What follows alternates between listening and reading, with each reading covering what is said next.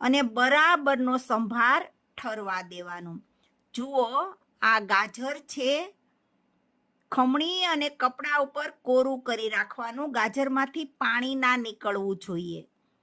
કેરી, એક મોટી કેરી ખમણેલી, સ્વાદ મુજબ મીઠું અને એકદમ બારીક સમારેલો ગોળ છે. ગોળને ખમણી પણ નાખવાનો એટલે વધારે સારું રહેશે.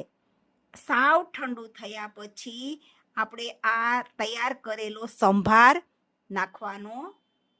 બિલકુલ ગરમ ના હોવું જોઈએ, કેમ કે આપણે અહીંયા ખમણની અંદર અત્યારે મીઠું ને બધું નાખ્યું છે. બાકી ગોળનું પાણી જલ્દી થઈ જાય. આખો દિવસ આ રીતે મોટા વાસણમાં ખુલ્લું રાખવાનું, હાલતા ચાલતા હલાવ્યા કરવાનું. સાંજ સુધીમાં તો સરસ મજાનું તેલ છૂટું પડી જશે અને એકદમ ઢીલું થઈ જશે.